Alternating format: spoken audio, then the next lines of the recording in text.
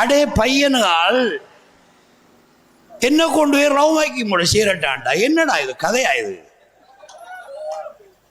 இது ஒரு மனுஷன் செய்யற வேலையா?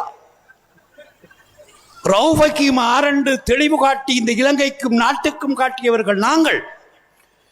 இன்றைக்கும் அது பிழையான தலைமைத்துவம் என்று சொல்லுகிறோம். ஈரான் ஜனாதிபதியும் அவர் சொன்னார், நாம 2 பேரும் உண்டா சேருவோம் என்று.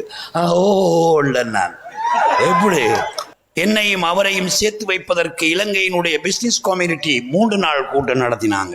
போன முறை உங்களுக்கு நான் மனாப்ப போட சொல்லல, இந்த முறை உங்களைத்தான் நான் மனாப்ப போட சொல்லுவேன். ஓமெல்லாண்டோடு ஒலிம்பிக்கு வந்து எல்லாத்துக்கும் ஓமண்டு தான் செல்லணும். இல்லைண்டா டைம் எடுக்குமே, காய்ச்சிக்கு நிற்கணுமே, எனக்கு வேலை அறிக்கலவா. அப்ப அவங்களும் ஓம் தானாக்கு மண்டு போட்டு நம்ம இங்கே இருக்கிற கீழ் கண்டதுகள்கிட்ட சொல்ற, அவர் கொஞ்சம் ஓகே போல இருக்கு பாருங்கண்டு. எலி கொளுத்து பூனைய கல்யாணம் முடிக்க கூப்பிடுது.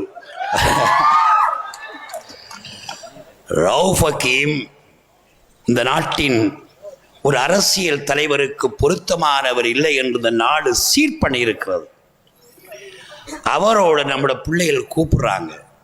பாவம், நீங்க நம்முடைய பிள்ளைகள் புள்ளையஞ்சாலும் சிறியஞ்சாலும் சும்மா வந்து கிடங்க, ஊருக்கு ஒன்றும் இல்லை. அவரோட கொண்டு போய் எங்களை புனைக்க தேவையில்லை. எங்களுக்கு அப்படி ஒரு அரசியல் தேவையில்லை. அல்லாஹ் எனக்கு என்ன தரல, இந்த நாட்டில் கட்சி தலைவராக இருக்கிறோம், அமைச்சராக பல்லாண்டு காலம் இருந்திருக்கிறோம். இந்த காத்தடிக்கிற வெங்காய அமைச்சர் அல்ல, அமைச்சுக்களை புளிந்து அத்தாவுள்ள ஒரு அமைச்சை செய்ததுக்கு பிறகுதான் பா இப்படி செய்வடுதே அந்த அமைச்சர் தாங்கன்னு கேட்கிறது. இப்படித்தான் அப்படி செய்து பழகியதனால்தான் இந்த 3-4 ஆண்டுகள் அமைச்சை பற்றி நாங்கள் பேசவே இல்லை. என் நண்பன் மைந்தானந்த அடுத்கம ஒரு முறை என்னை கோட்டாபே வர சொன்னார் அமைச்சு எடுப்பதற்குங்கிறதுக்காக கூப்பிட்டு இருந்தார். கட்சிக்கு இருந்தா நேரம் போந்தானே, உன்னோட ஊருக்கு வந்துட்டேன். அப்புறம் அவர் கூப்பிடுறார், நான் கொழும்புக்கு ஒரு கொள்ள பார்ப்பேன். அத்தான் நான் வெளிநாட்டுக்கு போறேன். நீங்க போயிட்டு வாங்கண்டன். அதுக்கப்புறம் ஒரு கிழமையால சந்திச்சார். நீ என்ன மனுஷன் மச்சான், ஒரு ஜனாதிபதி ஏல்வா கூப்பிட்டார்.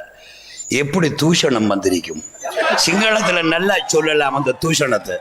நாம நம்மளாக செல்வாங்க தமிழ்ல, அதை சிங்களத்துல சொல்றதுக்கு நல்லா இருக்கிறது. அப்படி ஒரு தூஷணம் சொன்னன் மச்சான் தானே நண்பர்.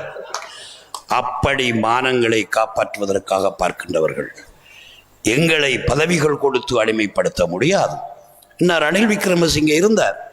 மத்தாக்கள் முதலாவது எழுத்துல மினிஸ்ட்ரி சரிவையான் கூட தான் போட்டு கையோ எதிர்ப்பான்.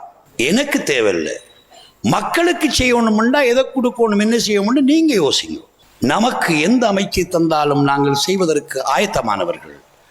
அதற்காக அதனை கேட்டு போராடவில்லை. அதுவல்ல எங்களுடைய பிரச்சனை. அவைகள் இல்லாமலே எத்தனையோ நாங்கள் செய்ய முடியும். அவைகள் இல்லாமலே இந்த கிழக்கு மாகாணத்தின் அத்தனை பிரதேச செயலகங்களுக்கும் தலைமை கொடுத்து மக்களினுடைய பிரச்சனைகளை தீர்த்திருக்கிறோம். 3 மாவட்டங்களிலும் உதவி சம தலைவராக இருந்து செய்ய முடியும். அதுக்கு அதுதான் இருக்கணும்ங்கிறது அல்ல. ஆனால் எப்படி ரவுஃபக்கீம் பயந்திருக்கார் தெரியுமா? நமக்கு அமைச்சு கொடுக்கப்படாதுங்கிறது தான் அவருடைய அரசியல். நான் பேசுறது ஹக்கு. இன்னும் இந்த பிள்ளைகள் அரிசாக்கள் இந்த துண்டில் அங்கால திரிஞ்சதெல்லாம் தான் வேற ஒன்றும் இல்லை. செய்திகளை உடனுக்குடன் தெரிந்து கொள்ள உடனே சப்ஸ்கிரைப் பண்ணுங்க.